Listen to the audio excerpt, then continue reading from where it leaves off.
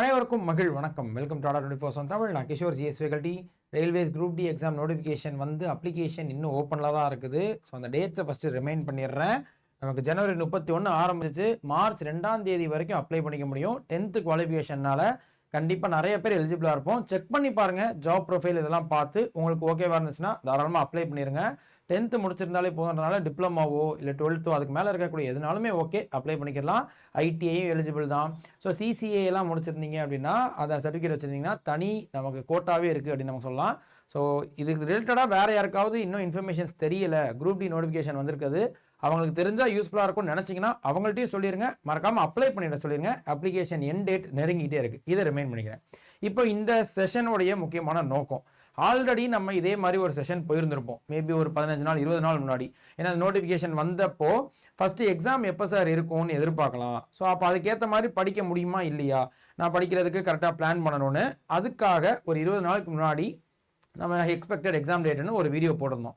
ஆனால் அதுக்குள்ளே அந்த வீடியோ போட்டு கொஞ்ச நாள்லையே நமக்கு வேற ஒரு எக்ஸாம் டேட்டை எக்ஸ்பெக்ட் பண்ணுற அளவுக்கு சில சம்பவங்கள் வந்து நடந்திருக்குது.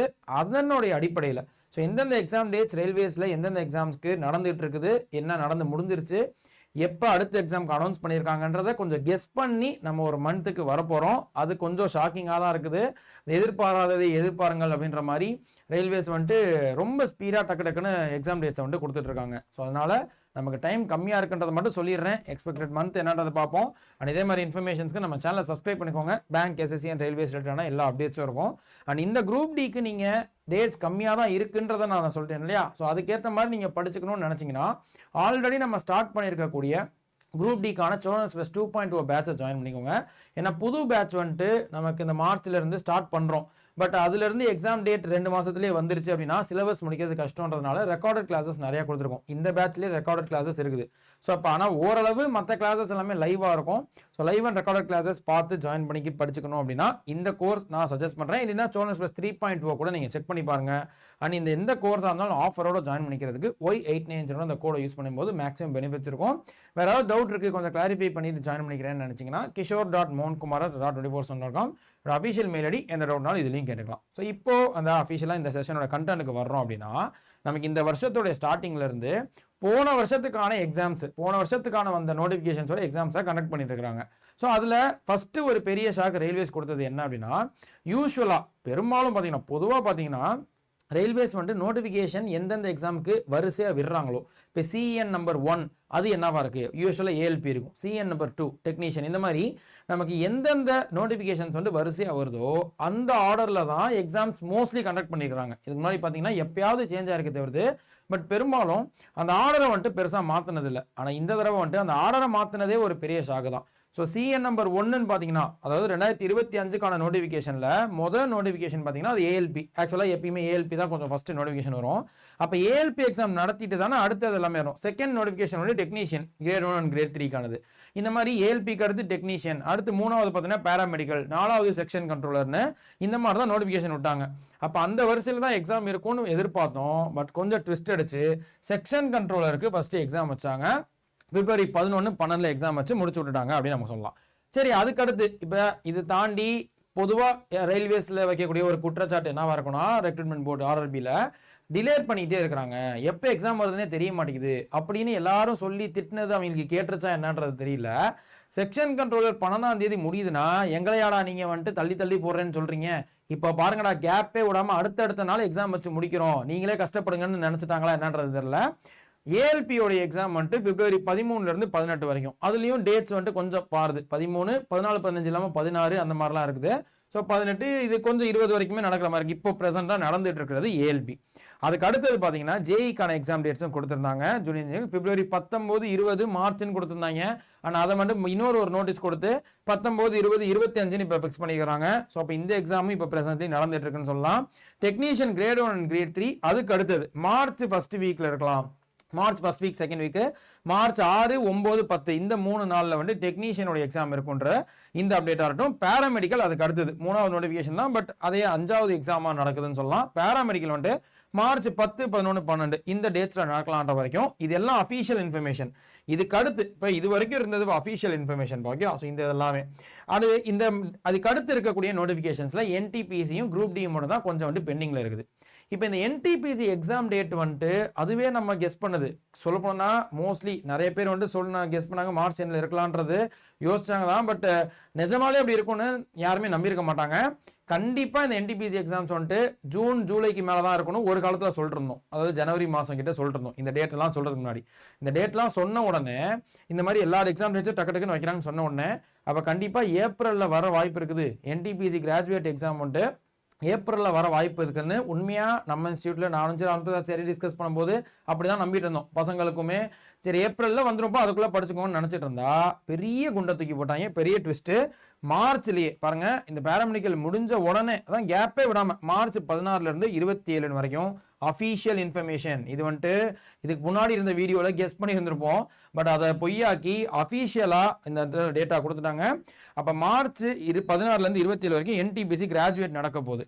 இப்போ இதுக்கு அடுத்து இப்போ அண்டர் கிராஜுவேட் எக்ஸாம் அப்போ எப்போ சார் இருக்கும்? இன்னும் இப்போ வரைக்கும் அப்டேட் வரல. மேபி இந்த செஷன் பார்க்குறதுக்குள்ளே அப்டேட் விட்டுட்டாங்கன்னான்றது தெரியல. ரெக்கார்டுன்றதுனால மோஸ்ட்லி வந்துட்டு நடுவில் கேப்பில் விட்டாங்கன்னா கூட நமக்கு வந்துட்டு ஆச்சரியப்படுறதுக்கு இல்லை. ஸோ இது அண்டர் கிராஜுவேட் எக்ஸாம் வந்துட்டு இதுக்கு முன்னாடி நம்ம யோசிச்சது ஒரு ஜூலை மாதம் மேலே இருக்கும்னு நினச்சிக்கிட்டு இருந்தோம். ஆனால் இப்போ அதுக்கு வாய்ப்பே இல்லை.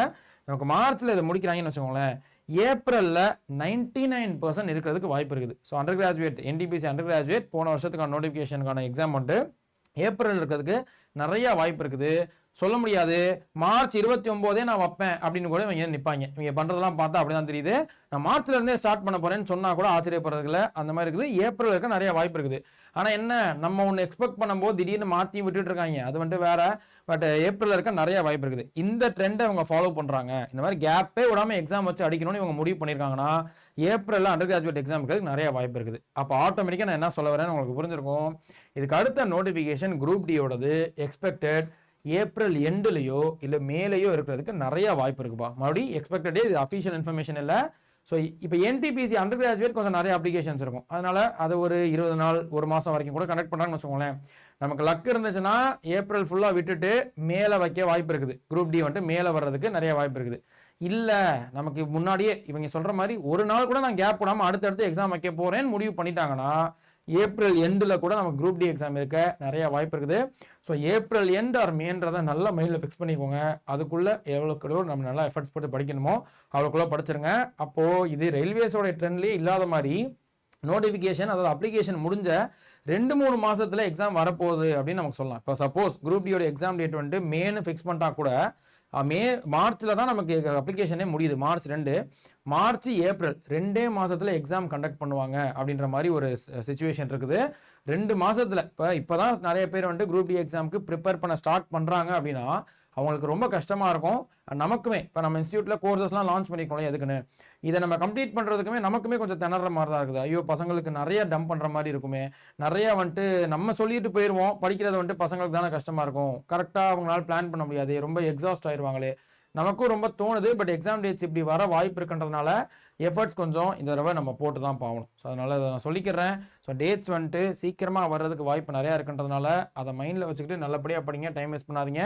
அண்ட் ஹவு டு அப்ரோச் இருக்கட்டும், ஸ்ட்ராட்டஜியாக இருக்கட்டும், எந்த சப்ஜெக்டை ஃபஸ்ட்டு படிக்கலாம், இதுக்கான ஜென்ரிக் எல்லா வீடியோஸையும் ஆல்ரெடி போட்டாச்சு, செக் பண்ணி பாருங்கள். பட் இந்த இடத்துல அதை மட்டும் மறுபடியும் ரிமைண்ட் பண்ணிவிட்டு சார் இப்போ தான் நான் ஃப்ரெஷ்ஷாக ஸ்டார்ட் பண்ண போகிறேன், எந்த சப்ஜெக்ட்டு நான் ஃபஸ்ட்டு படிக்கணும்னா எப்பயும் சொல்கிற மாதிரி வெயிட்டேஜ் அதிகமாக இருக்கிற சப்ஜெக்ட்டும் சரி, ஸ்கோரிங் சப்ஜெக்டாக இருக்கக்கூடிய ரீசனிங்லேருந்து நீங்கள் ஸ்டார்ட் பண்ணுங்கள். ஃப்ரெஷ்ஷாக ஸ்டார்ட் பண்ணுறீங்கன்னா ரீசனிங்கில் 30க்கு 30 அடிக்கணும்னு பாருங்கள். அதுக்கு அடுத்தபடியாக ஆப்டிடியூட் அண்ட் சயின்ஸ் இது ரெண்டுத்துக்குமே ஈக்குவல் இம்பார்ட்டன்ஸ் தான். மேக்ஸ் அண்ட் சயின்ஸாக இருக்கட்டும், இது ரெண்டுத்துக்கும் ஈக்குவல் இம்பார்ட்டன்ஸ். பட் கால்குலேஷன் உங்களுக்கு நல்லா வரும், மேக்ஸ் ஈஸியாக வர மாதிரி இருக்குன்னா இதுக்கு நிறையா ஃபஸ்ட்டு முடிச்சு விட்ருங்க. ஸோ ரீசனிங் மேக்ஸை முடிச்சுட்டு அடுத்து சயின்ஸ்க்கு வாங்க. இல்லை சார் எனக்கு ஜிஎஸ் தான் கொஞ்சம் வர மாதிரி இருக்குதுன்னா சயின்ஸை ஃபஸ்ட்டு முடிச்சிருங்க. ஸோ அப்போது ரீசனிங்கு, சயின்ஸு, மேக்ஸ் இது மூணும் மோஸ்ட் இம்பார்ட்டன்ட். இந்த 3 சப்ஜெக்டை எவ்வளோக்கு எவ்வளோ தரவு பண்ணி வச்சுக்கிறீங்களோ, நல்லபடியாக படித்து வச்சுக்கிறீங்களோ அந்த அளவுக்கு ஸ்கோர் வந்து பூஸ்ட் ஆகும். ஏன்னா இந்த கடைசியாக இருக்கக்கூடிய இந்த general awareness and current affairs வந்துட்டு ஒரு கேம்லிங்காக ஆடிச்சுன்னு சொல்லலாம். ஸோ எதிர்பார்த்த மாதிரி இல்லாமல் ரொம்ப வந்துட்டு அதில் கொஸ்டினுடைய அந்த பேட்டர்னே வந்துட்டு டோட்டலாக மாற்றிக்கிட்டு இருக்காங்க அப்படின்னு நம்ம சொல்லலாம். இதை பெருசாக நம்ப முடியல. ஆனால் ஒரு சஜஷன், ஜென்ரல் அவேர்னஸ்ல ஹிஸ்ட்ரி, ஜியோகிராஃபி, பாலிட்டி, எக்கனாமிக்ஸ் இதெல்லாம் படிக்கிறத தவிர்த்து சார் மொத்தமாக விட வேணாம். இதெல்லாம் படித்து முடிச்சதுக்கப்புறம் டைம் இருந்துச்சுன்னா இதுக்கு வாங்க. ஹிஸ்ட்ரி, ஜியோகிராஃபி, பாலிட்டி, எக்கனாமிக்ஸ் இதெல்லாமே இந்த 3 சப்ஜெக்ட்டும் நல்லா தரவு பண்ணி படித்து முடிச்சுட்டு அதுக்கு அடுத்து கூட கரண்ட் அஃபேர்ஸ்க்கு நல்லா ஃபோக்கஸ் பண்ணுங்கள். ஏன்னா இப்போ ரீசெண்டாக நடந்த குரூப் டி எக்ஸாம்லாம் பார்த்தீங்க அப்படின்னா அதை போன வருஷம் நோட்டிஃபிகேஷன் இருக்கு இல்லையா, அதுக்கான எக்ஸாமில் பார்த்தீங்கன்னா இந்த ஜென்ரல் அவேர்னஸ் அண்ட் கரண்ட் அஃபேர்ஸில் 20 கொஸ்டின் கேட்கணுன்றது எக்ஸாம் பேட்டர்ன் தான். ஸோ பேட்டர்ன் வைஸ் வந்துட்டு 20 கொஸ்டின்ஸ் கேட்கணுன்றது இருக்குது. ஆனால் அதில் கரண்ட் அஃபேர்ஸ்ல இருந்து மட்டுமே 15 கொஸ்டின் 20 கொஸ்டின் 20 கொஸ்டின்லாம் கேட்டிருக்காங்கன்னாங்க சில ஷிஃப்ட்டில். 15 கொஸ்டினுக்கு மேலே கரண்ட் அஃபேர்ஸ் வந்து மட்டும் வருதும். அப்போ பாருங்கள் எது நம்ம ஃபோக்கஸ் பண்ணணும். ஸ்மார்ட் ஒர்க்னா, ஸ்மார்ட் ஸ்ட்ராட்டஜினா, இந்த சப்ஜெக்ட்ஸில் ரீசனிங்கு, மேக்ஸு, சயின்ஸு நல்லா படித்து வச்சுக்கணும். வேறு ஆப்ஷனே இல்லை. இதில் கரண்ட் அஃபேர்ஸ்க்கு நல்லா இம்பார்ட்டன்ஸ் கொடுத்து படிச்சுக்கோங்க. ஜென்ரல் அவேர்னஸை கடைசியில் கொஞ்சம் மேலோட்டமாக படிச்சுக்கிட்டு பார்த்துக்கிட்டா போதும். இதுதான் என்னோட சஜஷன். நெகட்டிவ் மார்க் இருக்குன்னு இல்லையா, அதையும் நான் வந்து பார்த்து படிச்சுக்கோங்க. இதை நான் வந்துட்டு சொல்லிக்கிறேன். பட் மறுபடியும் சொல்கிறது தான், நீங்கள் வந்துட்டு செல்ஃப் ப்ரிப்ரேஷன் பண்ணுறீங்களோ, ஆல்ரெடி கோர்ஸ் ஜாயின் பண்ணியிருக்கீங்களோ, இல்லை வேறு கோர்ஸ் ஜாயின் பண்ணி படிக்கிறீங்களோ, எதுவாக இருந்தாலும் டைம் ரொம்ப கம்மியாகிட்டே வருது. நல்லபடியாக நல்லதே நடக்குன்ற நம்பிக்கையோட கான்ஃபிடென்ட்டாக கான்சிஸ்டண்ட்டாக படிச்சுட்டே இருங்க. இதை நான் சொல்லிக்கிறேன். அண்ட் இப்போ இந்த கோர்ஸ் வந்துட்டு ஜாயின் பண்ணி படிக்கணும்னு ஒரு ஐடியா இருந்துச்சுன்னா டேஸே கம்மியாக இருக்க மாதிரி தான் இருக்குது. பட் இந்த டேஸை நான் கொஞ்சம் நல்லா யூட்டிலைஸ் பண்ணிக்க ரெடியாக இருக்கேன் சார். ஸோ ஆர்கனைஸாக கிளாஸஸ் பார்த்துக்கிட்டா எனக்கு பெட்டராக இருக்கும். ரெக்கார்டட் கிளாஸஸும் சரி, லைவ் கிளாஸஸும் இந்த டாபிக் படிச்சுக்கிட்டா பெட்டராக இருக்கும்னு தோணுச்சுன்னா நீங்கள் சோழன் எக்ஸ்பிரஸ் 2.1 ஜாயின் பண்ணிக்கலாம். ஏன்னா 3.2 இதே சோழன் எக்ஸ்பிரஸ் 3.1 பேட்ச் நம்ம 3வது பேட்ச் லான்ச் பண்ணிக்கிறோம். பட் ஏப்ரல்லேருந்து கிளாஸ் ஸ்டார்ட் ஆக போகுது. அதில் நிறைய கிளாஸஸ் ரெக்கார்டாக தான் இருக்கும். ஏன்னா 2 மாதத்தில் நம்ம சிலபஸ் முடிக்கணுன்றதுனால ரெக்கார்டாக இருக்கும். இதுலையாச்சும் கொஞ்சம் லைவ் கிளாஸஸ் அதை விட அதிகமாக இருக்கும். ஸோ செக் பண்ணி பாருங்கள். இந்த கோர்ஸை ஜாயின் பண்ணிக்கோங்கன்னா ஓகே, நீங்கள் வந்துட்டு தாராளமாக ஜாயின் பண்ணிக்கலாம். அண்ட் ஆனால் எஃபர்ட்ஸ் வந்துட்டு நம்ம நல்லா போடணுன்ற சொல்லிக்கிறேன். சரி, இல்லை சார் நான் இப்போ இருக்கக்கூடிய குரூப் டிக்கு நான் எய்ம் பண்ணல, வர என்டிபிசிக்கு தான் எய்ம் பண்ண போகிறேன். புதுசாக வரக்கூடிய நோட்டிஃபிகேஷன் என்டிபிசியோ இல்லை அதே மாதிரி டிஎன்பிசிலையும் சில நோட்டிஃபிகேஷன் வருது. இந்த மாதிரி 2-3 எக்ஸாம்ஸ்க்கு நான் படிக்கணும்னு ஆசைப்படுறீங்க அப்படின்னா தமிழ்நாடு மெகா பேக்கை செக் பண்ணி பாருங்கள். அண்ட் இதே இந்த மெகா பேக் வந்துட்டு அப்கிரேடும் பண்ணிக்க முடியும். நம்ம இன்ஸ்டியூட்டில் ஆல்ரெடி நீங்கள் ஜாயின் பண்ணியிருந்தீங்க அப்படின்னா இதை அப்கிரேடும் பண்ணிக்கலாம். அண்ட் அது மீதி இருக்கக்கூடிய அமௌண்ட்டை மட்டும் கொடுத்து, ஏன்னா இந்த ஒரு கோர்ஸ் ஜாயின் பண்ணிக்கிட்டீங்கன்னா உங்களால் டிஎன்பிசி, எஸ்எஸ்சி, ரயில்வேஸ்னு எல்லா பேட்சையும் ஓப்பன் பண்ண முடியும். டெஸ்ட் சீரிஸ், இபுக்ஸ்னு எல்லாத்தையுமே, மொத்த தமிழ் டீமோட எல்லாத்தையுமே நீங்கள் ஆக்சஸ் பண்ணலாம். ஸோ இது மல்டிபிள் எக்ஸாம்ஸ் படிக்கிறவங்களுக்கு ஹெல்ப்ஃபுல்லாக இருக்கும். ஸோ எந்த பேட்சாக இருந்தாலும் நீங்கள் ஆஃபரோட ஜாயின் பண்ணிக்கணும். டபுள் வேலிடிட்டி வேணும். ஸோ 2 வருஷத்துக்கு உங்களுக்கு வேலிடிட்டி வேணும்னா Y890 அந்த கோடை யூஸ் பண்ணி ஜாயின் பண்ணிக்கோங்க. அண்ட் அது ஷோ ஆகலினா கூட ஒரு தடவை என்கிட்ட வந்துட்டு மெசேஜ் அனுப்புங்க. நான் வந்துட்டு செக் பண்ணி பார்த்து சொல்கிறேன். ஏதாவது டவுட் இருக்குது கிளாரிஃபிகேஷனுக்கு kishore.mohankumar@2047.com official mail ID. So அப்போ பார்த்துக்கோங்கப்பா. மறுபடி ஃபைனல் நோட் அதே விஷயத்த சொல்லிட்டு முடிக்கிறேன். டேட்ஸ் ரொம்ப சீக்கிரமாக அனௌன்ஸ் பண்ண வாய்ப்பு இருக்குது. ஸோ டேஸ் கம்மியாக இருக்குன்றதுனால நல்லபடியாக படிங்க. நல்லதே நடக்குன்ற நம்பிக்கையோடு மட்டும் படிங்க. மற்றது நடக்குதுன்னு நம்ம போக வேண்டியதாக இருக்குது. ஸோ எஃபர்ட்ஸ் நம்ம சைடில் எல்லாத்தையுமே பண்ணிடுவோம். ஏன்னா நமக்கு காம்படிஷன் அதிகமாக இருக்குன்னா ஓவரால் எல்லாருக்கும் காம்படிஷன் அதிகமாக இருக்கும். ஃப்ரெஷ்ஷாக ஸ்டார்ட் பண்ணுறவங்களுக்கு ரொம்பவே கஷ்டமாக இருக்கும். ஏன்னா இந்த எக்ஸாமுக்கு நமக்கு 2 வருஷமாக படிக்கிறவங்க, அதுக்கு முன்னாடி இருந்து படிக்கிறவங்க, இன்னும் 6 மாதம் முன்னாடி ஃப்ரெஷ்ஷாக ஸ்டார்ட் பண்ணவங்க, நம்ம இன்ஸ்டியூட்லேயே first batch 6 months 4 months to 5 months முன்னாடியாச்சும் ஸ்டார்ட் பண்ணியிருப்போம். ஸோ அப்போ இது எல்லாத்துக்கும் சேர்த்த மாதிரி நம்ம வேகமாக ஓடணுன்றதை ஞாபகம் வச்சுட்டு நல்லபடியாக படிங்க. ஓகே, ஸோ நெக்ஸ்ட் வீடியோவில் பார்ப்போம். அண்டில் தென் நன்றி, வணக்கம்ப்பா.